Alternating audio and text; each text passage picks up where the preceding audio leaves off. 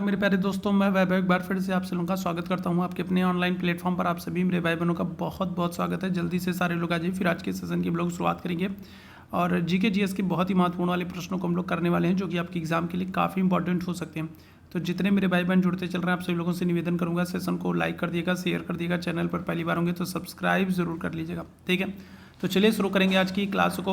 पहला प्रश्न आपके सामने है, उत्तर प्रदेश के किस विश्वविद्यालय को पूर्व के ऑक्सफोर्ड के नाम से जानते हैं? तो बनारस हिंदू विश्वविद्यालय, अलीगढ़ मुस्लिम विश्वविद्यालय, इलाहाबाद विश्वविद्यालय या फिर लखनऊ विश्वविद्यालय। तो बताइएगा क्या हो जाएगा। इस प्रश्न की बात करेंगे। देखो, इसे एक प्रश्न से ना कई सारे प्रश्न बनने वाले हैं, जो आप लोगों के लिए महत्वपूर्ण होने वाले हैं। तो चलिए सारे प्रश्नों को एक एक करके हम लोग बात करेंगे। देखिए, सबसे पहले अगर आपसे ये पूछ ले कि उत्तर प्रदेश का पहला विश्वविद्यालय कौन सा है, ठीक है, आपसे क्या कर ले, अगर आपसे पूछ ले कि उत्तर प्रदेश का पहला विश्वविद्यालय कौन सा है, उत्तर प्रदेश का पहला विश्वविद्यालय कौन सा है, तो आप कहोगे कौन सा? आप कहोगे इलाहाबाद विश्वविद्यालय है, ठीक है। उत्तर प्रदेश का पहला विश्वविद्यालय कौन सा है, तो आप कहोगे इलाहाबाद विश्वविद्यालय है। और इसकी स्थापना कब हो रही है? इसकी स्थापना हो रही है 1887 में, ठीक। फिर दूसरा प्रश्न आपसे ये बन जाता है कि उत्तर प्रदेश का पहला केंद्रीय विश्वविद्यालय कौन सा है। अब आपसे पूछ ले उत्तर प्रदेश का पहला केंद्रीय विश्वविद्यालय कौन सा है, सेंट्रल यूनिवर्सिटी कौन सी, उत्तर प्रदेश की पहली जो है, उत्तर प्रदेश की पहली केंद्रीय विश्वविद्यालय कौन सी है, तो बताइएगा क्या जाएगा। उत्तर प्रदेश का पहला केंद्रीय विश्वविद्यालय, उत्तर प्रदेश की पहली सेंट्रल यूनिवर्सिटी कौन सी है, तब आप आंसर क्या करोगे, तब आप आंसर करोगे बीएचयू को कर दोगे, ठीक है। ध्यान रखिएगा, दोनों का अंतर ध्यानपूर्वक समझ लीजिए। बीएचयू की स्थापना कब हुई? 1916 में। उत्तर प्रदेश का आपसे पहला विश्वविद्यालय पूछा जाए तो पहला विश्वविद्यालय आप कहोगे इलाहाबाद है, जिसकी स्थापना हो रही है 1887 में उत्तर प्रदेश का। अगर आपसे पहला केंद्रीय विश्वविद्यालय पूछा जाएगा तब आप बीएचयू करोगे 1916 में, ठीक है। साथ ही साथ अगर आप लोग से उत्तर प्रदेश का क्या कर ले, उत्तर प्रदेश का हाई कोर्ट पूछ ले, उत्तर प्रदेश जो हाई कोर्ट है, इलाहाबाद हाई कोर्ट है, इसकी स्थापना कब हो रही है, तो आप कहोगे 1866 में हो रही है, ठीक है। कब हो रही है? तो 1866 में उत्तर प्रदेश के हाई कोर्ट की स्थापना हो रही है, ध्यान रखिएगा, ठीक है। अच्छा, अब यही सारी चीज़ें जरा हम लोग बिहार के संदर्भ में बात कर लें। अगर आपसे पूछ ले कि पटना जो हाई कोर्ट है, तो पटना हाई कोर्ट की स्थापना कब हुई है, तो आप आंसर करोगे 1916 में। पटना हाई कोर्ट की स्थापना कब हुई है, तो आप कहोगे 1916 में। अगर आपसे पूछ ले पटना विश्वविद्यालय की स्थापना कब हुई है, आपसे पूछ ले कि पटना विश्वविद्यालय की स्थापना कब हुई है, तो आप आंसर क्या करोगे, तो आप आंसर करोगे 1917 में। पटना हाई कोर्ट की स्थापना कब हो रही है? 1916 में। पटना विश्वविद्यालय की स्थापना कब हो रही है? 1917 में। एक और चीज़ की हम लोग यहाँ पर बात कर लेते हैं, ठीक है, वो क्या है, तो याद रखेंगे 1875 में अगर हम लोग बात करें तो 1875 में अलीगढ़ में, ठीक है, क्या हो रहा है, तो अलीगढ़ में अगर हम लोग बात करेंगे 1875 में अलीगढ़ में मोहम्मडन एंग्लो ओरिएंटल कॉलेज की स्थापना हो रही है, ठीक है। किसकी? मोहम्मडन एंग्लो ओरिएंटल कॉलेज की स्थापना हो रही है, ठीक है। क्या हो रहा है? मोहम्मडन एंग्लो ओरिएंटल कॉलेज की स्थापना हो रही है। कौन करेंगे इस कॉलेज की स्थापना, तो आप कहोगे सर सैयद अहमद खां कर रहे हैं, ठीक है। कौन कर रहे हैं? तो सर सैयद अहमद खां जो है, तो ये मोहम्मडन एंग्लो ओरिएंटल कॉलेज की स्थापना कर रहे हैं, ठीक है। कब कर रहे हैं? 1875 में कर रहे हैं। और यही जो कॉलेज है ना, यही 1920 में जा करके क्या हो जाएगा, 1920 में ये अलीगढ़ मुस्लिम यूनिवर्सिटी बन जाएगा, ठीक है। क्या आ जाएगा, तो याद रखेंगे यही जो 1875 में जो अलीगढ़ में मोहम्मडन एंग्लो ओरिएंटल कॉलेज की स्थापना सर सैयद अहमद खान ने की है, यही कॉलेज 1920 में जाकर के अलीगढ़ मुस्लिम यूनिवर्सिटी में बन जाएगा। आपसे पूछ रहा है कि उत्तर प्रदेश में किस विश्वविद्यालय को पूर्व का ऑक्सफोर्ड कहते हैं, तो यहाँ पर आप आंसर करोगे किसको? इलाहाबाद विश्वविद्यालय को करोगे, ठीक है। किसको करोगे? तो आप इलाहाबाद विश्वविद्यालय को करोगे। ऑप्शन संख्या क्या आ जाएगा, तो सी आंसर हो जाएगा, याद रखिएगा, ठीक है। तो यहाँ से इतनी सारी चीज़ों को आप याद रखेंगे, आपके लिए महत्वपूर्ण है। पटना हाई कोर्ट पूछा जाए तो 1916, पटना विश्वविद्यालय पूछा जाए 1917। अगर इलाहाबाद हाई कोर्ट पूछा जाए तो 1866, इलाहाबाद विश्वविद्यालय पूछा जाए 1887, पहला विश्वविद्यालय है उत्तर प्रदेश का। पहला केंद्रीय विश्वविद्यालय पूछा जाएगा तो आप बीएचयू कहोगे 1916 में, जिसकी स्थापना हो रही है। दूसरे प्रश्न की तरफ चलेंगे। दूसरा प्रश्न आपसे कह रहा है, भारत में 30 जनवरी को किस दिवस के रूप में मनाते हैं? पितृ दिवस के रूप में, शिक्षक दिवस के रूप में, शहीद दिवस के रूप में, मातृ दिवस के रूप में। अब यहाँ पर देखिए क्या हो जाएगा, यहाँ पर एक चीज़, एक डाउट रहता है आप लोगों को, तो ध्यान से सुन लीजिए, क्योंकि यहाँ पर कन्फ्यूज़न होता है, ठीक है। अगर हम लोग बात करें शहीद दिवस की, तो देखिए शहीद दिवस जो है ये 2 दिन मनाया जाता है। अगर हम लोग शहीद दिवस की बात करेंगे तो शहीद दिवस जो है ये 2 दिन मनाया जाता है। 2 दिन कब कब मनाया जाता है, तो एक तो याद रखिएगा 30 जनवरी को मनाते हैं, ठीक है। कब मनाते हैं? 30 जनवरी को मनाते हैं। और 30 जनवरी को क्यों मनाते हैं? क्योंकि 30 जनवरी 1948 को क्या हो रहा है, तो गांधी जी को गोली मार दी गई थी, ठीक है। क्या कर दिया गया था? गांधी जी को नाथूराम गोडसे ने गोली मार दी थी। तो 30 जनवरी 1948 को गांधी जी को गोली मार दी गई, इसलिए 30 जनवरी को हम लोग क्या करते हैं, शहीद दिवस के रूप में मनाते हैं। तो यहाँ पर तो आपका आंसर भी हो रहा है। साथ ही साथ आप याद रखेंगे 23 मार्च 1931 को, ठीक है, क्या हो रहा है, तो 23 मार्च 1931 की अगर हम लोग बात करेंगे तो 23 मार्च 1931 को भगत सिंह, सुखदेव, राजगुरु जो है इनको फांसी दी गई।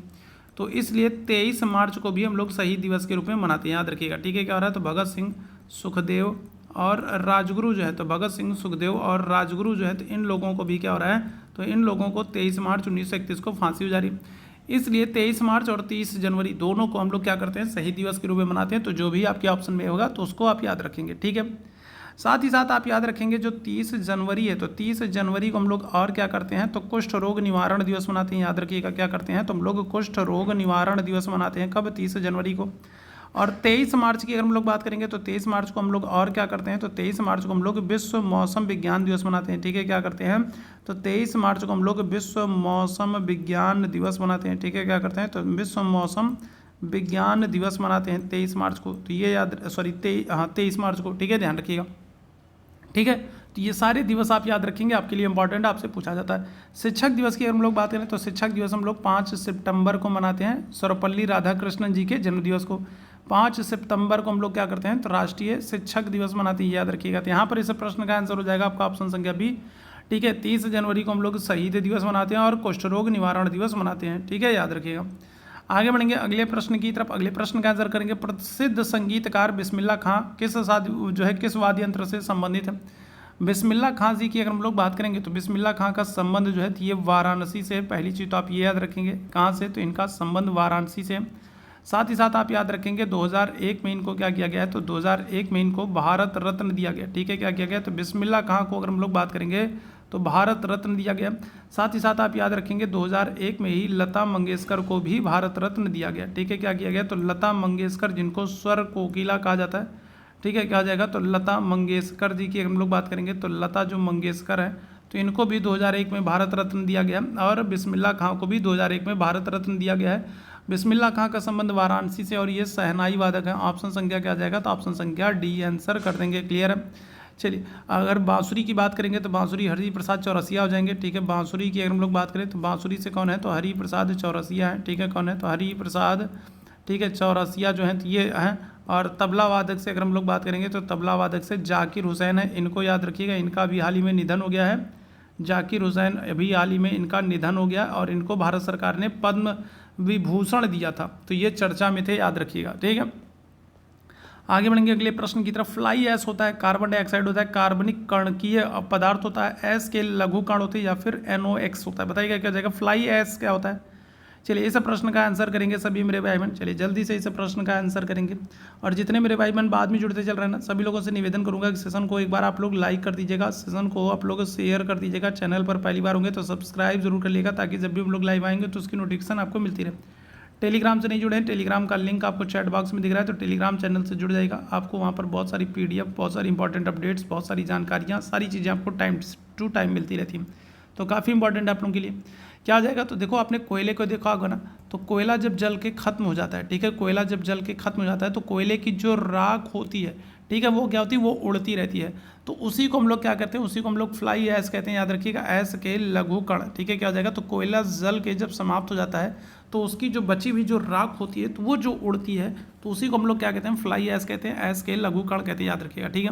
कोयले में अगर हम लोग बात करेंगे तो सबसे उत्तम किस्म का जो कोयला होता है, सबसे उत्तम किस्म का जो कोयला होता है वो कौन सा होता है, वो आप कहोगे एंथ्रेसाइट होता है, ये भी याद रखिएगा, ठीक है, क्या होता है, तो कोयले में अगर हम लोग बात करेंगे सबसे उत्तम कोयला कौन सा होता है, तो एंथ्रेसाइट होता है। दूसरी चीज़ याद रखेंगे, हमारे यहाँ कोयले का सबसे बड़ा उत्पादक क्षेत्र कौन सा है, तो आप कहोगे छोटा नागपुर का पठार, ठीक है, जो कि झारखंड में, ठीक है, कौन सा, तो छोटा नागपुर का जो पठार वाला क्षेत्र है ये भारत में कोयले का सबसे बड़ा उत्पादक क्षेत्र है, याद रखेंगे। और यहाँ पर आपको झरिया याद रखना है जो कि कोयले की खान के लिए फेमस है, झारखंड में झरिया है जो कि कोयले की खान के लिए फेमस है, याद रखिएगा, ठीक है।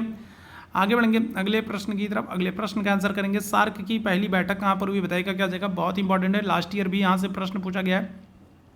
South Asian association of regional corporation, तो ये सार्क का फुल फॉर्म है। स्थापना इनकी 1885 में हो रही है और इनका जो हेडक्वार्टर है वो आपको कहाँ पर, तो वो आपको काठमांडू में देखने को मिल जाएगा, ठीक है। अगर हम लोग सार्क की बात कर लें तो सार्क की स्थापना कब हो रही है, 1885 में हो रही है और हेडक्वार्टर इनका कहाँ पर है, काठमांडू में है। और इनकी पहली बैठक जो है तो वो कहाँ पर होगी, तो पहली जो बैठक है सार्क की अगर हम लोग बात करें तो जो पहली बैठक है तो वो कहाँ पर हो रही है, तो पहली बैठक होगी 1885 में, कहाँ पर, तो ढाका में। ठीक है, कहाँ पर, तो बांग्लादेश की राजधानी जो ढाका है, तो यहाँ पर पहली बैठक होगी, याद रखिएगा। तो ढाका बांग्लादेश आंसर कर देंगे। ठीक है, और जो दूसरी इनकी जो सेकेंड जो बैठक होगी इनकी, वो कहाँ पर होगी, तो वो याद रखिएगा 1886 में दिल्ली में होगी। ठीक है, कहाँ पर, तो 1886 में दूसरी जो बैठक होगी वो कहाँ पर होगी, वो दिल्ली में होगी, याद रखिएगा। ठीक है, तो सार्क जो है south Asian association for regional corporation, ठीक है, दक्षिण एशियाई क्षेत्रीय सहयोग संगठन जो है सार्क जो है, इसकी स्थापना 1885 में हो रही है, काठमांडू में हो रही है। और ठीक है, सॉरी 1885 नहीं होगा, यहाँ पर 1985 होना चाहिए। ठीक है, यहाँ पर 1885 नहीं, यहाँ पर 1985 होना चाहिए। ठीक है, 1985 में। ठीक है, तो 1985 में इसका क्या हो रहा है, इसकी स्थापना हो रही है, हेडक्वार्टर इसका काठमांडू है। और यहाँ पर भी मैंने 1885 लिख दिया। ठीक है, क्या हो जाएगा, तो 1985, यहाँ पर सही कर लीजिएगा, 1985। ठीक है, 1985। ठीक है, तो 1985 में पहली बैठक इनकी ढाका में हो रही है, और 1986 में दूसरी बैठक अगर हम लोग बात करेंगे दिल्ली में हो रही है। ठीक है, ध्यान रखिएगा। अच्छा, एक और प्रश्न बन जाता है, सार्क में सदस्य देश कौन कौन से हैं, तो जरा बताइएगा क्या हो जाएगा। तो देखो भारत है, ठीक है, भारत हो जाएगा। इसके अलावा अगर हम लोग बात करेंगे तो पाकिस्तान है, ठीक है, भारत है, पाकिस्तान है, नेपाल है, ठीक है, नेपाल है, भूटान है, ठीक है, नेपाल है, भूटान है, श्रीलंका है, श्रीलंका है, बांग्लादेश है, श्रीलंका है, बांग्लादेश है, मालदीव है, श्रीलंका है, बांग्लादेश है, मालदीव है, और क्या जाएगा, और अफगानिस्तान है। कितने देश हो गए, 8 देश हो गए क्या, जरा देखो तो 8 देश हो गए क्या, जरा काउंट कर लो भाई। तो ठीक है, तो भारत, पाकिस्तान, नेपाल, भूटान, श्रीलंका, बांग्लादेश, मालदीव, अफगानिस्तान, 8 हो गए, बिल्कुल 8 हो गए। तो ये 8 देश हैं जो सार्क के सदस्य देश हैं, तो इनको आप याद रखेंगे। क्लियर है, तो आपसे सदस्य देशों के नाम भी पूछ लेता है। ठीक है, तो ये ध्यान रखिएगा। तो यहाँ पर क्या हो जाएगा, ऑप्शन संख्या ए बिल्कुल करेक्ट हो जाएगा। ठीक है, आगे बढ़ेंगे अगले प्रश्न की तरफ। सौर परिवार का सबसे बड़ा ग्रह कौन सा है, शुक्र है, बृहस्पति है, मंगल है, पृथ्वी है, बताइएगा क्या जाएगा, तो बताइएगा क्या जाएगा। तो सबसे बड़ा ग्रह कौन सा है, देखो मंगल की अगर हम लोग बात करें तो मंगल को क्या करते हैं, मंगल को लाल ग्रह कहते हैं। ठीक है, क्या कहते हैं, आयरन ऑक्साइड की वजह से इसको लाल ग्रह कहते हैं। और मंगल के आपको 2 उपग्रह देखने को मिल जाएंगे। मंगल के क्या हो जाएंगे, मंगल के आपको 2 उपग्रह देखने को मिल जाएंगे। कौन कौन से, तो एक कहोगे फोबोस है, और दूसरा जो है कहोगे क्या है, तो दूसरा कहोगे आप डिमोस है। ठीक है, क्या है, तो फोबोस और डिमोस, ये 2 उपग्रह। ठीक है, इसके बाद अगर हम लोग बात करेंगे किसकी, इसके बाद हम लोग बात करें पृथ्वी की। तो जो पृथ्वी है, तो पृथ्वी को क्या कहा गया, तो पृथ्वी को नीला ग्रह कहा गया और अद्भुत ग्रह कहा गया।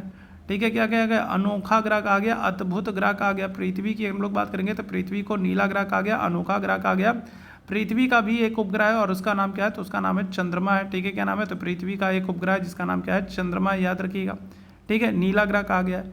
ठीक है, अगर आपसे क्या कर ले, अगर आपसे हरा ग्रह पूछ ले कि हरा ग्रह किसको कहा गया, तो हरा ग्रह आप क्या करोगे, तो हरा ग्रह आप कहोगे किसको, वरुण और अरुण को करोगे। ठीक है, किसको, वरुण और अरुण को कर दोगे। लास्ट ईयर यहाँ से प्रश्न पूछा गया था, हरा ग्रह किसको कहते हैं, तो वरुण और अरुण को कहते हैं। ठीक है, अगर आपसे पूछ ले कि क्षुद्र ग्रह किन के बीच में है, ठीक है, अगर आपसे क्या कर ले, अगर आपसे पूछ ले कि जो क्षुद्र ग्रह होते हैं, तो क्षुद्र ग्रह किसके बीच में होते हैं, तो क्या कहोगे, तो आप कहोगे मंगल और बृहस्पति के बीच में। ठीक है, किसके, तो मंगल और बृहस्पति के बीच में क्षुद्र ग्रह होते हैं। ठीक है, क्या हो जाएगा, तो मंगल और बृहस्पति के बीच में क्षुद्र ग्रह होते हैं।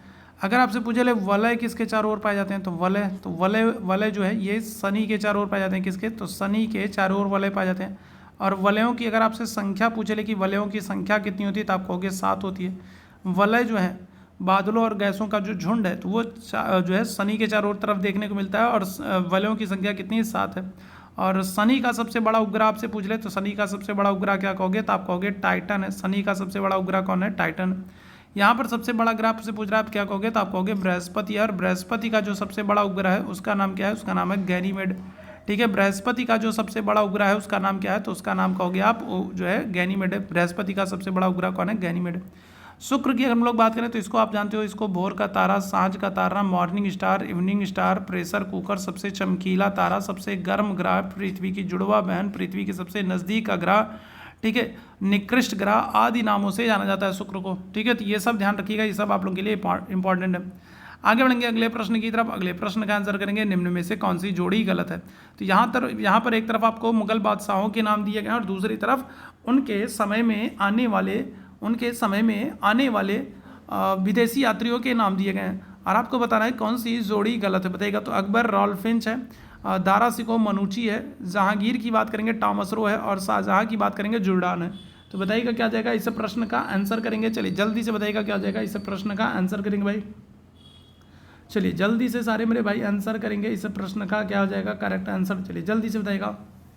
तो यहाँ पर हम लोग बात करें तो अगर हम लोग बात करें तो अकबर जो है तो ये क्या हो रहा है, तो ये राल्फिंच, अकबर के समय में राल्फिंच आया था, बिल्कुल सही है। दारा सिको के समय में दारा सिको, औरंगजेब के समय में मनुची था, ये भी बिल्कुल सही है। जहांगीर के समय में टॉमस रो, ये भी बिल्कुल सही है।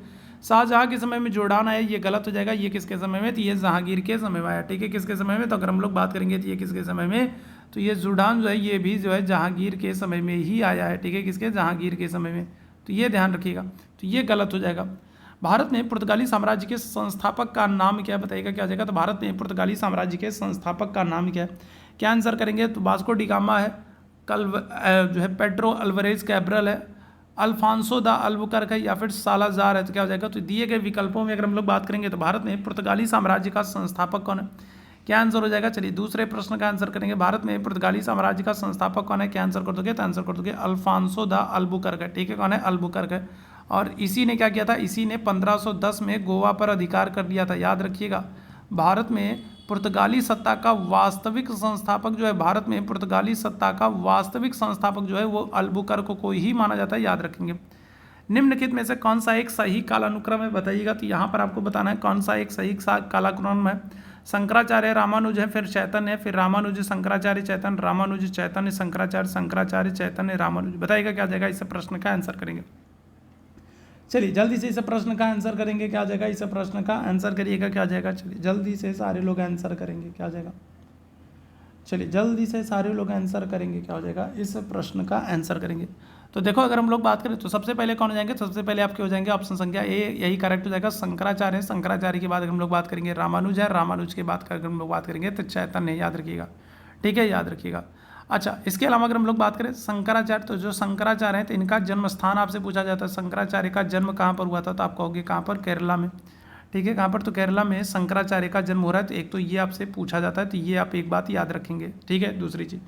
दूसरी चीज़ अगर हम लोग रामानुज की बात करेंगे तो रामानुज जो है तो ये क्या हो जाएंगे, तो ये विशिष्टाद्वैत के लिए जाने जाते हैं, ठीक है। किसके लिए, रामानुज की अगर हम लोग बात करेंगे तो ये किसके लिए, तो ये विशिष्टाद्वैत के लिए जाने जाते हैं, याद रखेंगे। किसके लिए, रामानुज जो है ये विशिष्टाद्वैत के लिए जाने जाते हैं, तो इनको भी आप याद रखिएगा, ठीक है। क्या हो जाएगा, तो ये विशिष्टाद्वैत के लिए जाने जाते हैं। चैतन्य महाप्रभु की अगर हम लोग बात करेंगे तो चैतन्य महाप्रभु से भी प्रश्न बन जाता है। जो चैतन्य महाप्रभु हैं इन्होंने क्या किया था, तो इन्होंने पश्चिम बंगाल, जो बंगाल वाला क्षेत्र है, तो यहाँ पर भक्ति आंदोलन का प्रचार किया था, ठीक है। चैतन्य महाप्रभु ने क्या किया था, तो ये बंगाल में भक्ति आंदोलन का इन्होंने प्रचार किया था, ये याद रखिएगा, ठीक है। और जो कीर्तन प्रथा है, ठीक है, तो अगर हम लोग बात करें तो कीर्तन प्रथा जो है तो बंगाल में इसकी शुरुआत यही कर रहे हैं, ठीक है। क्या हो जाएगा, कीर्तन, जैसे हम लोग क्या होता है ना कीर्तन, तो कीर्तन प्रथा की शुरुआत जो है बंगाल में ये कौन कर रहे हैं, तो चैतन्य महाप्रभु कर रहे हैं, याद रखेंगे। आगे बढ़ेंगे। प्रसिद्ध बौद्ध विद्वान अश्वघोष किसके समकालीन था, बताइएगा क्या हो जाएगा, अश्वघोष किसके समकालीन था। तो देखो अश्वघोष की अगर हम लोग बात करेंगे तो अश्वघोष की एक बहुत ही महत्वपूर्ण पुस्तक है जिसका नाम क्या है, जिसका नाम है बुद्ध चरित्र, ठीक है। क्या नाम है, तो अश्वघोष की एक बहुत ही महत्वपूर्ण पुस्तक है जिसका नाम क्या है, तो जिसका नाम है बुद्ध चरित्र। कई बार आपसे पूछा गया है कि बुद्ध चरित्र के लेखक कौन है, तो आप आंसर क्या करोगे, अश्वघोष करोगे। ये किसके दरबार में थे, अशोक के, नागार्जुन के, हर्ष के, कनिष्क के, किसके समकालीन थे, आपसे ये पूछ रहा है। चलिए जल्दी से बताएंगे क्या हो जाएगा। तो अगर हम लोग बात करें तो यहाँ पर करेक्ट आंसर हो जाएगा आपका ऑप्शन संख्या सी, आंसर कर दोगे कनिष्क। कनिष्क के समय में देखो क्या हो रहा है, तो कनिष्क के समय में अगर हम लोग बात करेंगे तो वसुमित्र रह रहे हैं, ठीक है। कौन रह रहे हैं, वसुमित्र रह रहे हैं, ठीक है। इन्हीं के समय में अगर हम लोग बात करेंगे अश्वघोष रह रहे हैं, इन्हीं के समय में अगर हम लोग बात करेंगे तो इन्हीं के समय में चरक रह रहे हैं, और इन्हीं के समय में अगर हम लोग बात करेंगे तो नागार्जुन भी रह रहे हैं। तो ये सब लोग किसके समकालीन, तो ये सब के सब लोग जो है वो कनिष्क के समकालीन है। नागार्जुन की अगर हम लोग बात करेंगे तो इनको भारत का आइंस्टीन भी कहा जाता है, याद रखिएगा। भारत का क्या करते हैं, तो नागार्जुन को भारत का आइंस्टीन भी कहा जाता है, ठीक है। क्या करते हैं, नागार्जुन को भारत का आइंस्टीन भी कहा जाता है। और ये जो नागार्जुन है ये शून्यवाद के जनक माने जाते हैं, ठीक है। किसके, तो शून्यवाद के जनक माने जाते हैं, याद रखिएगा, शून्यवाद के जनक माने जाते हैं। तो बहुत ही इंपॉर्टेंट ये क्लास है, और जितनी चीज़ें आप लोगों को बता रहा हूँ ना, जो एक्स्ट्रा फैक्ट्स आप लोगों को बता रहा हूँ ना, वो सारी चीज़ों को ध्यानपूर्वक सुनते चलिए, क्योंकि यहीं से प्रश्न आपके एग्जाम में बनेगा। मगध का कौन सा सम्राट है जिसको अपरो परशुराम के नाम से जाना जाता है, तो बिंदुसार है, अजातशत्रु है, कालाशोक है, महापद्मनंद है। बताएंगे क्या जाएगा। चलिए इस प्रश्न का आंसर करेंगे। तो मगध का कौन सा सम्राट है जिसको अपरो परशुराम के नाम से जाना जाता है, बिंदुसार है, अजातशत्रु है, कालाशोक है, महापद्मनंद है। क्या हो जाएगा, इस प्रश्न का आंसर करेंगे, क्या हो जाएगा। तो मगध का कौन सा सम्राट है जिसको अपरो परशुराम के नाम से जाना था, क्या आंसर कर देंगे, तो आंसर कर देंगे ऑप्शन संख्या डी, महापद्मनंद। देखो महापद्मनंद जो है ना, तो इसकी अगर हम लोग बात करें तो ये नंद वंश का संस्थापक है। ठीक है, क्या है, नंद वंश का संस्थापक है। साथ ही साथ आपको याद रखिएगा, क्षत्रियों का नाश करने के कारण इसको क्या कहा गया, इसको सर्वछत्रांतक कहा गया। ठीक है, क्या किया जाएगा, तो अगर हम लोग बात करेंगे तो क्षत्रियों का नाश करने के कारण इसको सर्वछत्रांतक कहा गया, और इसी कारण इसको अपरो परशुराम भी कहा गया, दूसरे परशुराम का अवतार भी कहा गया। ठीक है, याद रखिएगा, आपको पता है ना, परशुराम जी ने भी क्षत्रियों का विनाश किया था, और इसने भी क्षत्रियों का विनाश किया, इसीलिए इसको अपरो परशुराम कहा गया, सर्वछत्रांतक कहा गया है। ठीक है, याद रखिएगा, नंद वंश का संस्थापक है महापद्म। ऑप्शन संख्या क्या आ जाएगा, तो ऑप्शन संख्या डी हो जाएगा। निम्नलिखित में से किस कानून ने पहली बार भारत में क्रियाशील विधान परिषद का सृजन किया, बताइएगा। तो विधान परिषद की हम लोग बात करें तो विधान परिषद की स्थापना किस एक्ट से की जा रही है, इस प्रश्न का आंसर करिएगा फटाफट से भी मेरे भाई आंसर करेंगे। क्या हो जाएगा, किस एक्ट से पहली बार विधान परिषद की स्थापना हो रही, किस एक्ट से पहली बार विधान परिषद की स्थापना हो रही, क्या हो जाएगा, 1793, 1813, 1853, 1833। क्या हो जाएगा, आंसर कर देंगे ऑप्शन संख्या सी हो जाएगा 1853 के चार्टर एक्ट से। ठीक है, किससे, तो 1853 के चार्टर एक्ट से अगर हम लोग बात करेंगे तो विधान परिषद की स्थापना हो रही है। ठीक है, 1853 का जो वर्ष है ना, ये अपने आप में बहुत ही महत्वपूर्ण है। 1853 का जो ये वर्ष है ना, ये अपने आप में बहुत महत्वपूर्ण है। क्यों महत्वपूर्ण है भाई, जरा इसको ध्यान से सुन लो, क्योंकि यहाँ से कई सारी चीज़ें पूछी जाती। पहली चीज़ तो यह ध्यान रखिएगा कि यहाँ पर विधान परिषद की स्थापना हो रही है। 1853 में अगर हम लोग बात करेंगे क्या हो रहा है, तो विधान परिषद की स्थापना हो रही है। दूसरा याद रखेंगे 1853 से ही क्या हो रहा है, तो सिविल परीक्षा की शुरुआत हो रही है। ठीक है, सिविल परीक्षा की शुरुआत हो रही है 1853 से। तीसरी चीज़ आप याद रखेंगे, भारत में जो ट्रेन है, जो रेलवे है, तो रेलवे की जो शुरुआत है वो भी 1853 में डलहौजी के समय में होगी। ठीक है, विधान परिषदों की स्थापना हो रही है, सिविल परीक्षा की शुरुआत हो रही है, ट्रेन रेलवे की शुरुआत हो रही है 1853 में। तो 1853 का वर्ष आपके लिए महत्वपूर्ण है। निम्नलिखित में से INA अधिकारी captain PK Sahgal, captain Shahnawaz Khan, captain GS Dhillon के मुकदमे में उनके बचाव पक्ष में आए थे, बताइएगा क्या हो जाएगा। तो ये जो INA इंडियन नेशनल आर्मी, अभी कुछ दिन पहले मैंने आप लोगों को बताया था, Indian national army Azad Hind फौज जो है, ठीक है, तो जो आज़ाद हिंद फौज है तो उसके जो अधिकारी थे, ठीक है, उसके अधिकारी हैं captain PK Sahgal, captain Shahnawaz Khan और कैप्टन GS ढिल्लो। ये सभी क्या है, ये सभी आज़ाद हिंद फौज के सिपाही थे। और जब द्वितीय विश्व युद्ध समाप्त होता है तो ये सारे लोग क्या होते हैं, पकड़े जाते हैं और इनके ऊपर दिल्ली के लाल किले में मुकदमा चला जाता है। तो इनको बचाने के लिए इनकी तरफ से पैरवी किसने की थी, मैंने आप लोगों को बताया था, बताइएगा क्या जाएगा। भूला भाई देसाई हैं, मदन मोहन मालवीय है, सैफुद्दीन किचलू है, फिर गणेश वासुदेव मावलंकर है। क्या हो जाएगा, तो आंसर कर दोगे ऑप्शन संख्या ए हो जाएंगे, भूला भाई देसाई है। और अब मैंने आप लोगों को बताया था कि भूला भाई देसाई को भूलना नहीं है, ऑप्शन संख्या क्या जाएगा, ए आंसर कर दोगे। गांधी जी ने सविनय अवज्ञा आंदोलन अंततः कब समाप्त किया, बताइएगा क्या जाएगा। ठीक है, गांधी जी ने अंततः सविनय अवज्ञा आंदोलन कब स्थगित किया, 1930, 1933, 1932, 1934, बताइएगा। तो अंततः कब समाप्त किया, आपसे ये पूछा जा रहा है, बताइएगा क्या जाएगा। इस प्रश्न का आंसर करेंगे। तो गांधी जी की अगर हम लोग बात करेंगे, देखो इन्होंने 1930 में क्या किया था, 1930 में नमक सत्याग्रह, दांडी मार्च, सविनय अवज्ञा आंदोलन को शुरू किया था। लेकिन फिर इनको अंग्रेजों ने क्या किया, इनको मना लिया कि ठीक है भाई, आपकी बात हम मानते हैं, आप द्वितीय गोलमेज सम्मेलन में आइए। तो गांधी जी 1931 में क्या कर देते हैं, 1931 में जो सविनय अवज्ञा आंदोलन है इसको स्थगित कर देते हैं और गोलमेज सम्मेलन में हिस्सा लेने के लिए पहुंच जाते हैं। लेकिन जब गोलमेज सम्मेलन में हिस्सा लेने के लिए पहुंचते हैं तो फिर गांधी जी को लगता है कि इनके साथ धोखा हो गया, इनको बेवकूफ़ बनाया गया। तो गांधी जी जब वहाँ से वापस आते हैं, द्वितीय गोलमेज सम्मेलन से वापस आते हैं, तो फिर ये क्या करते हैं, तो फिर ये जो है, ठीक है, 1932 में अगर हम लोग बात करेंगे तो ये फिर क्या कर रहे हैं, तो ये फिर सविनय अवज्ञा आंदोलन की शुरुआत कर दे रहे हैं। ठीक है, क्या कर रहे हैं, तो दोबारा से फिर से ये सविनय अवज्ञा आंदोलन की शुरुआत कर दे रहा है। और अंततः मतलब क्या कह रहा है, अंततः का मतलब है अंतिम रूप से, और अंतिम रूप से जो सविनय अवज्ञा आंदोलन समाप्त होगा वो होगा 1934 में। याद रखिएगा, दोबारा जब गांधी जी ने 1932 में आंदोलन को शुरू किया तो फिर क्या हो जाएगा, फिर उसको समाप्त कब करेंगे, उसको समाप्त करेंगे 1934 में, याद रखिएगा। ठीक है, याद रखिए, ऑप्शन संख्या क्या हो जाएगा, तो डी हो जाएगा। अंततः मतलब अंतिम रूप से पूछ रहा है। इंकलाब जिंदाबाद का नारा किसने दिया, चंद्रशेखर आजाद है, रामप्रसाद बिस्मिल, भगत सिंह है, लाला हरदयाल है। तो कौन हो जाएगा, तो इंकलाब जिंदाबाद का नारा किसने दिया, क्या आ जाएगा, इस प्रश्न का आंसर करेंगे। तो करेक्ट आंसर हो जाएगा भगत सिंह ने। ठीक है, किसने, तो भगत सिंह ने इंकलाब जिंदाबाद का नारा दिया। ऑप्शन संख्या क्या आ जाएगा, तो सी आंसर कर देंगे। ठीक है, चलिए यहाँ पर कथन कारण वाला प्रश्न आपको दिया गया है। तो कथन कारण वाला प्रश्न दिया गया है, प्रारंभिक राष्ट्रीय आंदोलन की आधारभूत कमजोरी उसका संकीर्ण सामाजिक आधार था। कारण कह रहा है या उसमें सम्मिलित होने वाले सामाजिक समूहों के संकीर्ण हितों के लिए लड़ता था। आपको बताना है कौन सा कथन सत्य होगा। इस प्रश्न का आंसर करेंगे, क्या जाएगा इस प्रश्न का आंसर करें।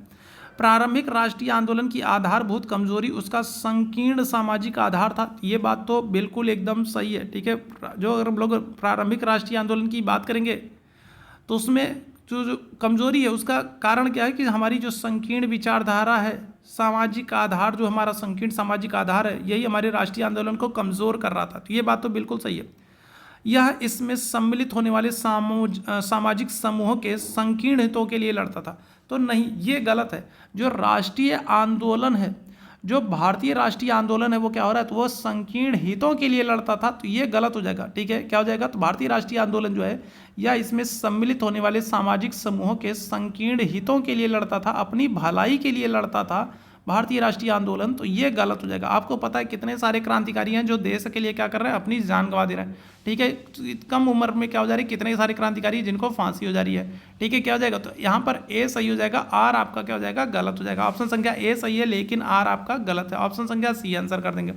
आगे बढ़ेंगे अगले प्रश्न की तरफ। पार्कलैंड वनस्पति विशेषता होती है उष्णकटिबंधीय वनों की, सवाना की, प्रेरीज की, पंपास की। बताएंगे क्या हो जाएगा इस प्रश्न का आंसर।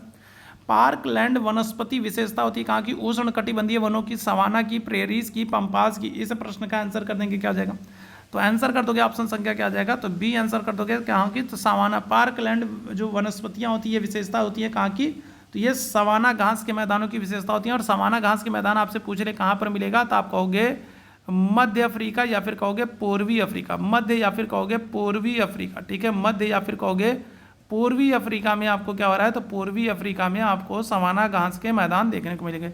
अगर हम लोग बात करें तो ये देखो, ये जो है ये क्या हो जाएगा, तो ये हो जाएगा आपका अफ्रीका महाद्वीप हो जाएगा, ठीक है। ये अफ्रीका महाद्वीप हो जाएगा। और यहाँ पर अगर आपसे पूछ ले कि सवाना घास के मैदान आपको कहाँ पर मिलेंगे, तो ये वाला जो क्षेत्र है यहाँ पर आपको सवाना घास के मैदान यहाँ पर इस वाले क्षेत्र में देखने को मिलेंगे। तो मध्य या फिर कह सकते हो पूर्वी अफ्रीका, ठीक है। भूकंपों की तीव्रता मापी जाती है रिक्टर स्केल पर, पीएच पैमाने पर, डेसिबल में, सेल्सियस में। बताइएगा क्या जाएगा। भूकंपों की तीव्रता बहुत ही आसान सा, बहुत ही महत्वपूर्ण सा, बहुत ही इंपॉर्टेंट सा क्वेश्चन है। बताइएगा कई बार ये प्रश्न पूछा गया है। बताइएगा क्या जाएगा। भूकंपों की तीव्रता मापी जाती है किस पर, आंसर कर दोगे रिक्टर पैमाने पर, ठीक है। किस पर, तो रिक्टर पैमाने पर भूकंपों की तीव्रता को मापने का काम किया जाता है, याद रखेंगे, ठीक है। किस पर, तो रिक्टर स्केल पर, ठीक है। अच्छा, साथ ही साथ अगर हम लोग बात करें डेसिबल, तो डेसिबल जो है तो ये क्या होता है, तो ध्वनि की तीव्रता। ये भी कई बार पूछा गया कि ध्वनि की जो तीव्रता होती है वो किस में, तो ध्वनि की जो तीव्रता होती है वो किस में मापते हैं, तो आप कहोगे डेसिबल में मापते हैं ध्वनि की तीव्रता को, डेसिबल में। सूची 1 को सूची 2 से सुमेलित करना। एक तरफ एल्यूमिनियम कंपनियां, दूसरी तरफ उनकी स्थिति दी गई है। तो बताइएगा क्या हो जाएगा। तो बाल्को है, हिंडाल्को है, इंडियन एल्यूमिनियम कंपनी है, नाल्को है, और इसको आपको सुमेलित करना है, ठीक है। तो एक तरफ आपको क्या किया गया, एक तरफ आपको एल्यूमिनियम कंपनियां दी गई, दूसरी तरफ उनकी स्थिति दी गई। सूची 1 को सूची 2 से सुमेलित कर दिए। और सेशन अगर पसंद आ रहा हो तो सेशन को लाइक कर दिएगा, शेयर कर दिएगा। चैनल पर पहली बार होंगे तो सब्सक्राइब कर लिएगा। टेलीग्राम से नहीं जुड़े हैं तो टेलीग्राम चैनल का लिंक आपको चैट बॉक्स में दिख रहा है, जुड़ जाइए, जहाँ पर आपको बहुत सारी इंपॉर्टेंट पीडीएफ नोट, जो नोटिफिकेशन, अपडेट, सारी चीज़ें आपको टाइम से मिलती रहती हैं। तो बताएंगे इस प्रश्न का आंसर क्या जाएगा। तो बालको की अगर हम लोग बात करेंगे तो बालको, ठीक है, बालको कोरबा, बालको कोरबा, को कोरबा, ठीक है। ध्यान रखिए यहाँ पर को है और का से कोरबा, तो ऐसे आप याद रखेंगे। बालको जो हो जाएगा ये क्या हो जाएगा, तो ये कोरबा हो जाएगा, पहले का दूसरा हो जाएगा, ठीक है। अच्छा, इसके बाद अगर हम लोग बात करेंगे किसकी, हिंडाल्को की बात करेंगे, तो हिंडाल्को आपको कहाँ पर, तो ये रेणुकूट में, ठीक है। क्या हो जाएगा, तो अगर हम लोग हिंडाल्को की बात करेंगे तो हिंडाल्को कहाँ पर, तो ये आपको रेणुकूट में देखने को मिल जाएगा। तो पहले का दूसरा, दूसरे का चौथा, ठीक है। क्या हो जाएगा, तो पहले का दूसरा, दूसरे का चौथा आपको कहाँ पर, ऑप्शन संख्या बी में दिख रहा है। क्या हो जाएगा, पहले का दूसरा, दूसरे का चौथा, ठीक है, याद रखिएगा। तो यहाँ पर तो ऑप्शन संख्या बी में देखने को मिल रहा है, ठीक है।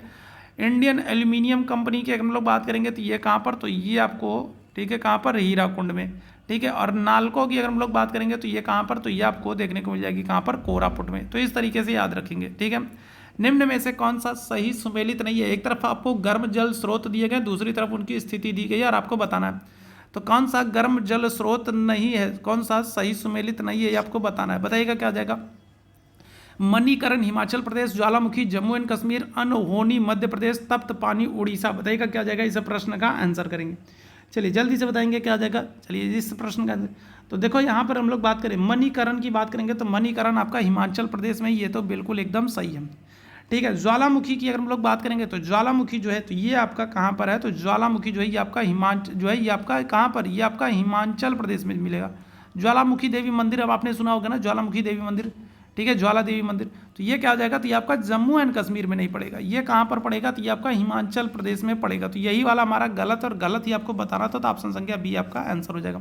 अनहोनी अगर हम लोग बात करेंगे तो ये मध्य प्रदेश हो जाएगा, तप्त पानी अगर हम लोग बात करेंगे उड़ीसा हो जाएगा। ठीक है, तो ऑप्शन संख्या बी यहाँ पर गलत हो जाएगा। ठीक है, आगे बढ़ेंगे अगले प्रश्न की तरफ। निम्न में से कौन सा G8 का सदस्य नहीं है, बताइएगा क्या आ जाएगा। तो अगर हम लोग बात करें तो देखो पहले क्या हो रहा था, अगर हम लोग बात करेंगे तो G8 थे, ठीक है, लेकिन फिर क्या किया गया, फिर अगर हम लोग बात करेंगे तो इसमें से, ठीक है, क्या हो जाएगा, तो रूस, ब्रिटेन, स्पेन, कनाडा, कौन G8 का सदस्य नहीं है, क्या हो जाएगा, इस प्रश्न का आंसर कर देंगे। चलिए जल्दी से बताएंगे क्या हो जाएगा, इस प्रश्न का आंसर करेंगे।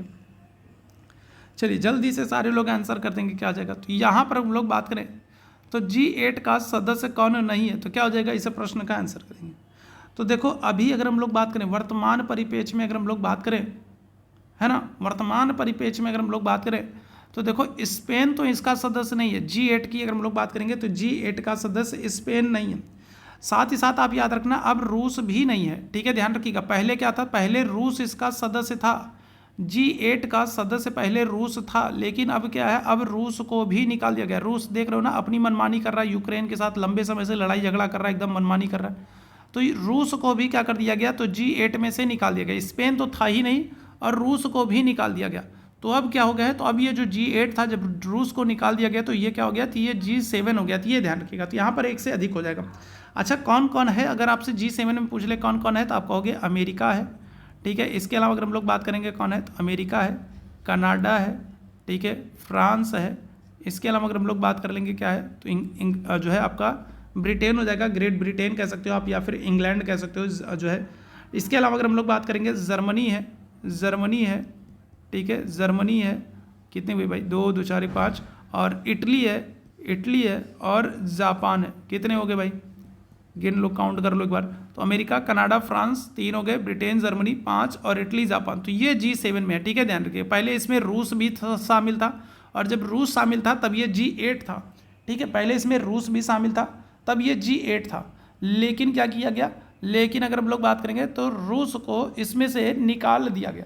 अब जब निकाल दिया गया तो अब ये क्या हो गया, G7 हो गया। तो G7 के देशों के नाम याद रखिएगा, आपसे डायरेक्ट यहाँ से प्रश्न बन जाता है। बौद्धों की अधिकतम संख्या पाई जाती है बिहार में, कर्नाटक में, महाराष्ट्र में, उत्तर प्रदेश में, बताएंगे। तो बौद्धों की अधिकतम जो संख्या होती है वो कहाँ पर मिलेगी, चलिए इस प्रश्न का आंसर करेंगे। चलिए बताइएगा क्या आ जाएगा, तो बौद्धों की अधिकतम संख्या आपको कहाँ पर मिलेगी। तो देखो सबसे ज़्यादा अगर हम लोग बौद्धों की संख्या की बात करेंगे तो सबसे ज़्यादा बौद्ध है सिक्किम में। ठीक है, कहाँ पर सबसे ज़्यादा बौद्ध है, सिक्किम में, लेकिन सिक्किम तो ऑप्शन में दिया नहीं है, तो फिर यहाँ पर क्या आ जाएगा, तो यहाँ पर करेक्ट आंसर हो जाएगा आपका ऑप्शन संख्या सी हो जाएगा, महाराष्ट्र में। बौद्धों की सबसे अधिक संख्या दिए गए विकल्पों में अगर हम लोग बात करेंगे कहाँ पर, तो महाराष्ट्र में हो जाएगी। ठीक है, याद रखिएगा, ऑप्शन संख्या क्या आ जाएगा, तो सी आंसर हो जाएगा। 2005-6 में प्रारंभ की गई भारत निर्माण योजना का अंग निम्न में से कौन नहीं है, तो बताइएगा। तो 2005-6 में अगर हम लोग बात करेंगे तो भारत निर्माण योजना को शुरू किया गया था। ठीक है, कौन सी, तो भारत निर्माण योजना को शुरू किया गया है, और इसमें कौन शामिल नहीं है, तो ग्रामीण आवास, पेयजल, ग्रामीण सड़क, ग्रामीण स्वच्छता, क्या आ जाएगा। तो भारत निर्माण योजना में अगर हम लोग बात करेंगे क्या आ जाएगा, तो ग्रामीण आवास भी शामिल था, पेयजल भी शामिल था, और ग्रामीण सड़कें भी शामिल था। ग्रामीण स्वच्छता शामिल नहीं था, ऑप्शन संख्या क्या आ जाएगा, तो बी आंसर कर दोगे, क्या आ जाएगा, ग्रामीण स्वच्छता नहीं था। ठीक है, आगे बढ़ेंगे। BIFR संबंधित है किससे, रुग्ण औद्योगिक इकाइयों के पुनर्निर्माण से, स्टॉक एक्सचेंज की क्रियाओं के नियंत्रण से, खाद्य नियंत्रण से, या फिर विदेशी व्यापार नियंत्रण से। BIFR तो ये किससे संबंधित है, इस प्रश्न का आंसर कर देंगे, क्या आ जाएगा, क्या आंसर कर दोगे, चलिए जल्दी से बताएंगे। तो करेक्ट आंसर हो जाएगा, ये हो जाएगा आपका, क्या हो जाएगा, ऑप्शन संख्या ए कर दोगे, रुग्ण औद्योगिक इकाइयों के पुनर्निर्माण से। ठीक है, ऑप्शन संख्या क्या आ जाएगा, ए आंसर कर देगा। आर्थिक नियोजन की सूची का विषय बहुत इंपॉर्टेंट क्वेश्चन है, कई बार ये दोहराया जा चुका है, बताइएगा। आर्थिक नियोजन जो है ये किस सूची का विषय है, क्या हो जाएगा, संघ सूची, राज्य सूची, समवर्ती सूची, या फिर किसी विशेष सूची में उल्लिखित नहीं है। आर्थिक नियोजन अगर हम लोग बात करेंगे तो बताइएगा क्या आ जाएगा, चलिए जल्दी से बताएंगे क्या आ जाएगा। तो आर्थिक नियोजन अगर हम लोग बात करेंगे तो ये किस सूची का विषय है, तो आंसर कर दोगे ऑप्शन संख्या सी, समवर्ती सूची का विषय है। ठीक है, आर्थिक नियोजन कौन सी सूची का विषय है, तो आप कहोगे समवर्ती सूची का विषय, ऑप्शन संख्या सी हो जाएगा। मुद्रा एवं वित्तीय मामलों में सरकार का वित्तीय अभिकर्ता और सलाहकार कौन होता है, नाबार्ड होता है, SBI होता है, RBI होता है, इनमें से कोई नहीं होता। कौन होता है बताइएगा? तो मुद्रा और वित्तीय मामलों में अगर हम लोग बात करेंगे तो सरकार का सलाहकार कौन होगा भाई बताइएगा? नाबार्ड होगा, SBI होगा, RBI होगा, या फिर इनमें से कोई नहीं। क्या आंसर कर दोगे? RBI कर दोगे भाई, RBI होगा। RBI जो है ये देश का सबसे बड़ा बैंक है, ठीक है। RBI की हम लोग बात करें, ठीक है, RBI को बैंकों का बैंक कहते हैं। ये भारत का केंद्रीय बैंक है, ठीक है, याद रखिएगा। सेंट्रल बैंक है भारत का, सबसे बड़ा बैंक है, बैंकों का बैंक कहते हैं RBI को, याद रखेंगे। नगर पंचायत के संदर्भ में आपसे कुछ प्रश्न पूछा गया। नगर पंचायत के संदर्भ में कोट के आधार पर आपको आंसर करना है। चलिए इस प्रश्न का आंसर करेंगे। कह रहा है नगर पंचायत के कुछ वार्डों को मिलाकर वार्ड समिति बनती है। इसमें वार्डों से निर्वाचित पार्षद सदस्य होते हैं। वार्ड में रहने वाले 2 व्यक्ति समिति में मनोनीत किए जाते हैं। वार्ड समिति का अध्यक्ष नगर पंचायत अध्यक्ष के द्वारा नामित किया जाता है। तो इस प्रश्न का आंसर कर देंगे, क्या हो जाएगा? तो यहाँ पर बताइएगा क्या हो जाएगा, इस प्रश्न का आंसर करेंगे भाई, ठीक है। नगर पंचायत की वार्ड समिति के संदर्भ में आपसे पूछ रहा है कौन सा कथन सत्य है। चलिए जल्दी से बताइएगा क्या हो जाएगा। चलिए जल्दी से सारे लोग आंसर करेंगे, क्या हो जाएगा, इस प्रश्न का आंसर करेंगे।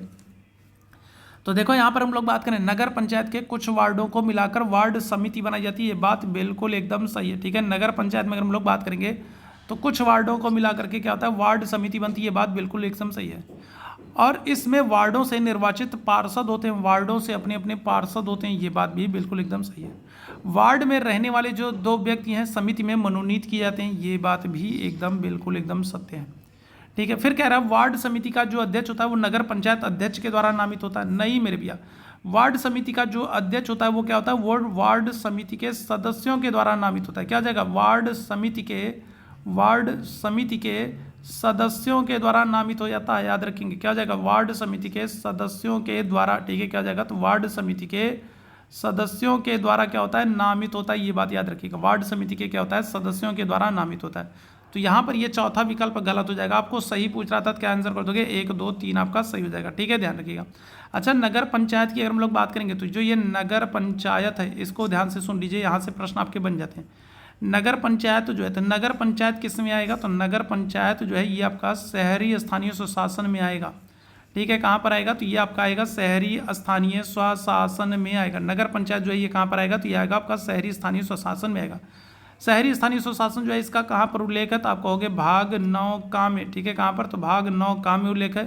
अनुसूची अगर आपसे पूछेगा तो अनुसूची क्या हो जाएगी? तो अनुसूची आप कहोगे 12 में। नगर पालिका शहरी स्थानीय स्वशासन नगर पंचायत का उल्लेख कहाँ पर? तो भाग 9 का में और अनुसूची 12 में। कितने विषय इनको प्रदान किए गए हैं? तो विषय आप कहोगे 18 विषय। 18 विषय प्रदान किए गए जिस पर ये कानून बना सकते हैं।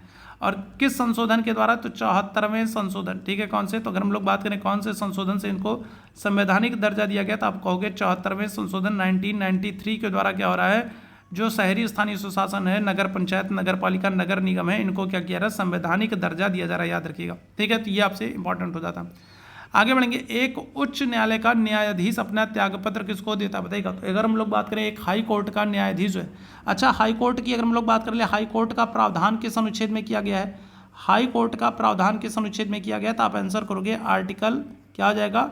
तो 214 अनुच्छेद 214 में क्या है? तो हाई कोर्ट के बारे में बताया गया। अनुच्छेद 214 में हाई कोर्ट के बारे में बताया गया है।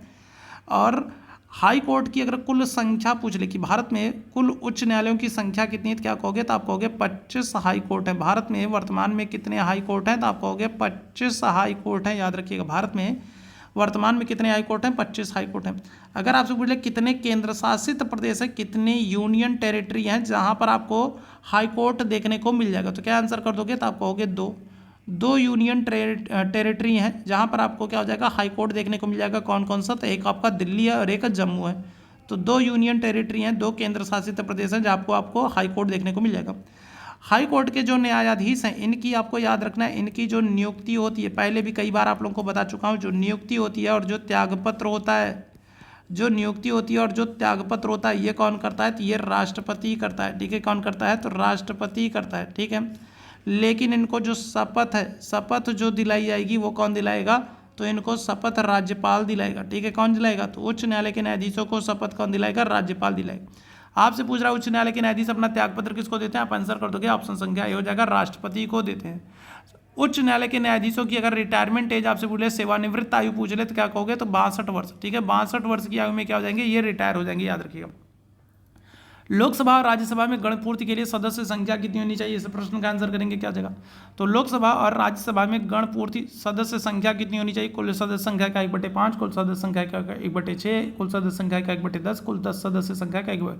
अब गणपूर्ति क्या होती है, जैसे मान लो कि लोकसभा में मान लो वर्तमान जो सदस्य संख्या है वो कितनी है, 543 है, ठीक है, 543 है, ठीक। अब मान लो इस 543 में से लोकसभा में पहुंचे कितने लोग, मान लो पहुंचे 10 लोग, मान लो 10 लोग लोकसभा में पहुंचे, और ये 10 लोग क्या करें, ये 10 लोग कहें चलिए हम लोग बैठक कर ले रहे हैं और कोई विधेयक प्रस्तुत करके उसको पास कर ले रहे हैं, काम खत्म हो जाए, बढ़िया है ना। 10 लोग बैठे और 10 लोग जो है विचार विमर्श करें, उसको पास कर दें, काम खत्म हो जाए। तो ऐसा नहीं होगा, 543 सदस्य हैं, तो इसमें क्या है, तो इसमें कुछ एक मानक निर्धारित किया गया है कि अगर इतने सदस्य होंगे तभी बैठक होगी, नहीं तो नहीं होगी। ये नहीं कि पता चला एक सदस्य है, एक सदस्य जो है वो एक लोगों को और फोन करके बुला लिया, 2 लोग हैं, दोनों लोग आपस में बैठक कर लिए, विधेयक प्रस्तुत कर लिए, पास कर लिए और काम हो गया, ऐसा नहीं, ठीक है। तो लोकसभा में क्या होगा, तो लोकसभा की बैठक करने के लिए एक निश्चित संख्या होनी चाहिए, ठीक है, एक निश्चित संख्या होनी चाहिए कि उतनी संख्या होगी तभी लोकसभा की बैठक होगी, नहीं तो बैठक नहीं होगी। तो उसी को कहते हैं गणपूर्ति संख्या। तो वो क्या है, तो आंसर कर देंगे ऑप्शन संख्या सी, कुल सदस्य संख्या का 1/10 सदस्य होंगे तभी बैठक होगी, नहीं तो बैठक नहीं होगी, इस बात को याद रखिएगा।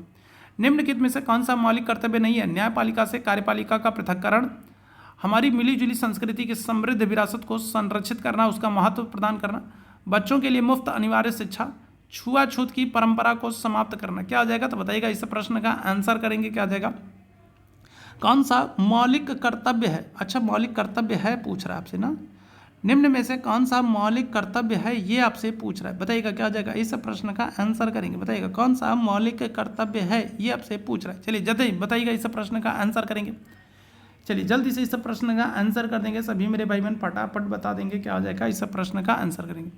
तो देखो यहाँ पर हम लोग बात करें तो न्यायपालिका का कार्यपालिका से पृथक्करण ये आपको अनुच्छेद 50 में देखने को मिलेगा, जो कि क्या है, जो कि नीति निर्देशक तत्व में आएगा, ठीक है।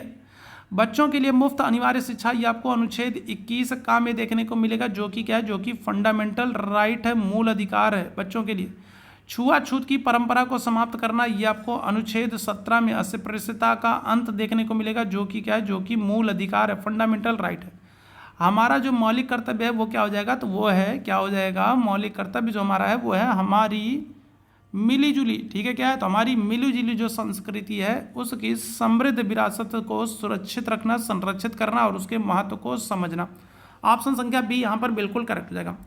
संविधान की 11वीं अनुसूची में किसका उल्लेख है, पंचायती राज का, नगर पालिका का, केंद्र राज्य संबंध का, या फिर इनमें से कोई नहीं। 11वीं अनुसूची में पूछ रहा बताइएगा, तो संविधान की 11वीं अनुसूची में किसका उल्लेख है, पंचायतों का, नगर पालिका का, केंद्र राज्य संबंध का, उपरोक्त में से कोई नहीं। क्या आंसर कर देंगे, तो संविधान की 11वीं अनुसूची में पंचायतों का उल्लेख है, याद रखिएगा किसका, पंचायतों का उल्लेख है। अगर आपसे भाग पूछ ले कि किस भाग में उल्लेख है, तो भाग आप कहोगे 9 में, और अनुसूची पूछेगा तो 11 में। किस संशोधन के द्वारा, तो 73वें संशोधन 1992 के द्वारा क्या हो रहा है, इनको संवैधानिक दर्जा दिया जा रहा है। 73वें संशोधन 1992 के द्वारा पंचायतों को संवैधानिक दर्जा दिया जा रहा है। भाग 9 में इनका उल्लेख है, अनुसूची 11 में है। कितने विषय पंचायतों को प्रदान किए गए हैं, तो 29 विषय। पंचायतों को कितने विषय, तो 29 विषय प्रदान किए गए जिस पर पंचायतें क्या कर सकती हैं, कानून बना सकती हैं। पंचायतों को 29 विषय प्रदान किए गए जिस पर पंचायतें क्या कर सकती हैं, कानून बना सकती हैं, ये बात आप याद रखेंगे, ठीक है। निम्न में से कौन सा वायु प्रदूषण का एक जैव सूचक है, फर्न है, लाइकेन है, मनी प्लांट है, अमरबेल है, तो बताइएगा क्या जाएगा, तो वायु प्रदूषण का एक जैविक सूचक आपसे पूछ रहा है, बताएंगे क्या जाएगा, वायु प्रदूषण का एक जैविक सूचक कौन है, बहुत ही इंपॉर्टेंट सा प्रश्न है, बताएंगे क्या जाएगा, तो फर्न है, लाइकेन है, मनी प्लांट है, अमरबेल है, क्या जाएगा, तो आंसर कर दोगे ऑप्शन संख्या बी, लाइकेन, ठीक है। ये क्या जाएगा, तो ये वायु प्रदूषक का जैविक सूचक, ऑप्शन संख्या बी आंसर हो जाएगा। लार निम्नलिखित में से किसके पाचन में सहयोग करती है, स्टार्च, प्रोटीन, रेशे, वसात, बताइएगा क्या जाएगा, लार निम्नलिखित में से किसके पाचन में सहयोग करती है। चलिए इस प्रश्न का आंसर कर देंगे, क्या जाएगा, तो जो लार ग्रंथियां होती हैं, ठीक है, तो ये क्या करती हैं, तो ये किसके पाचन में मदद करती हैं। चलिए जल्दी से सारे लोग आंसर कर देंगे, इस प्रश्न का आंसर करिएगा, क्या जाएगा, चलिए जल्दी से सारे लोग आंसर करेंगे। तो अगर हम लोग लार की बात करेंगे तो लार में देखो 2 एंजाइम होते हैं, टाइलिन होते हैं और लाइसोजाइम होते हैं। इनमें से जो टाइलिन होता है उसकी अगर हम लोग बात करेंगे तो टाइलिन जो होता है ये भोजन में उपस्थित जो स्टार्च होता है, स्टार्च को क्या करता है, तो माल्टोज शर्करा में अपघटित करने का काम करता है। क्या हो जाएगा, ऑप्शन संख्या ए आंसर कर दोगे, स्टार्च हो जाएगा, ठीक है, क्या हो जाएगा, स्टार्च हो जाएगा। पृथ्वी की आयु मापन किस विधि द्वारा की जाती है? कार्बन डेटिंग विधि, जैव तकनीकी विधि, जैव घड़ी विधि या फिर यूरेनियम विधि। पृथ्वी की आयु का मापन किस विधि के द्वारा करते हैं? बताइएगा क्या हो जाएगा? बहुत ही महत्वपूर्ण सा प्रश्न। पृथ्वी की आयु का मापन कौन सी विधि से करते हैं? क्या हो जाएगा? कार्बन डेटिंग, जैव तकनीकी घड़ी, जैव घड़ी या फिर यूरेनियम विधि। देखो कार्बन डेटिंग विधि से तो अगर हम लोग बात करें तो हम लोग जीवाश्म, पुराने जो प्राचीन जीवाश्म है उनकी आयु ज्ञात करने का काम करते हैं। कार्बन डेटिंग विधि से क्या करते हैं? तो हम लोग प्राचीन जीवाश्मों की आयु को ज्ञात करने का काम करते हैं। आपसे पृथ्वी की बात कर रहा है तो पृथ्वी की आयु का जो मापन है वो कौन सी? तो वो यूरेनियम विधि से। ठीक है, क्या जाएगा? ऑप्शन संख्या डी आंसर कर दोगे, यूरेनियम विधि से करते हैं। ठीक है, निम्नलिखित में से किसके निर्माण में फिनॉल का प्रयोग होता है? पीवीसी के, नायलॉन के, पॉलिस्टेराइन के या फिर बेकेलाइट के? बताइएगा क्या जाएगा? इस प्रश्न का आंसर करेंगे। तो फिनॉल का प्रयोग किस में होता है? बताइएगा क्या जाएगा? इस प्रश्न का आंसर करेंगे। चलिए जल्दी से बताएंगे फिनॉल का प्रयोग किस में किया जाता है? आंसर कर दोगे ऑप्शन संख्या डी हो जाएगा, बेकेलाइट के। ठीक है, किसके? बेकेलाइट के। आकाश नीला क्यों दिखाई पड़ रहा है भाई? बताओ क्या क्या हो जाएगा? तो बहुत ही इंपॉर्टेंट सा प्रश्न है, कई बार हम लोग पूछ चुके हैं। क्या हो जाएगा? तो प्रकाश के प्रकीर्णन, हवा के प्रकीर्णन, धूल के कणों के प्रकीर्णन, पानी के कणों के प्रकीर्णन। तो आकाश नीला क्यों दिखाई पड़ता है? क्या हो जाएगा? तो आंसर कर दोगे, प्रकाश के प्रकीर्णन के कारण आकाश जो है वो नीला दिखाई पड़ता है। ठीक है, अच्छा यही आकाश अगर आपसे पूछ ले कि यही जो आकाश है ये अंतरिक्ष से कैसा दिखेगा? अगर आपसे पूछ ले कि यही जो आकाश है हमको नीला दिख रहा है प्रकाश के प्रकीर्णन के कारण, अंतरिक्ष से पूछ ले आपको कैसा दिखेगा? तो अंतरिक्ष से कहेंगे काला दिखेगा। ठीक है, कैसा दिखेगा? तो अंतरिक्ष से काला दिखेगा, ये याद रखिएगा। ठीक है, चलिए आगे बढ़ेंगे अगले प्रश्न की तरफ। विश्व जनसंख्या दिवस कब मनाते हैं? 21 जुलाई को, 27 जुलाई को, 27 अगस्त को, 11 जुलाई को। बताइएगा क्या हो जाएगा? इस प्रश्न का आंसर करेंगे। क्या हो जाएगा? तो आपसे कह रहा है विश्व जनसंख्या दिवस कब मनाते हैं? चलिए इस प्रश्न का आंसर करेंगे सभी मेरे भाई बहन। विश्व जनसंख्या दिवस कब मनाते हैं? 21 जुलाई, 27 जुलाई, 11 जुलाई या फिर 27 जुलाई? क्या हो जाएगा? तो 11 जुलाई को विश्व जनसंख्या दिवस मनाते हैं। क्या करते हैं? तो 11 जुलाई को हम लोग विश्व जनसंख्या दिवस मनाते हैं। दिवस वाला चैप्टर आप लोगों ने नहीं पढ़ा है तो अच्छे से देख लीजिएगा, क्योंकि हर बार 2 प्रश्न तो आपके एग्जाम में बन ही जाते हैं दिवस से। तो ऑप्शन संख्या क्या आ जाएगा? तो सी आंसर कर दोगे, 11 जुलाई को हम लोग विश्व जनसंख्या दिवस मनाते हैं।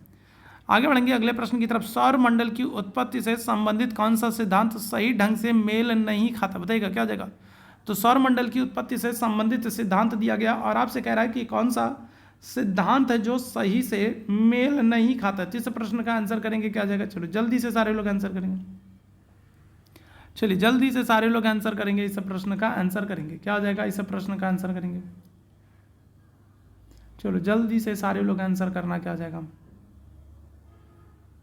चलिए जल्दी से सारे लोग आंसर करेंगे। क्या हो जाएगा? चलिए जल्दी से सारे मेरे भाई आंसर करेंगे। क्या हो जाएगा? इस प्रश्न का आंसर करिएगा। तो अगर हम लोग बात करें तो यहाँ पर क्या हो जाएगा? तो यहाँ पर कौन सा आपसे क्या कह रहा है? कौन सा सौरमंडल की उत्पत्ति से संबंधित इनमें से कौन सा सिद्धांत सही ढंग से मेल खाता है? खाता है आपसे पूछ रहा है, सही ढंग से मेल खाता है।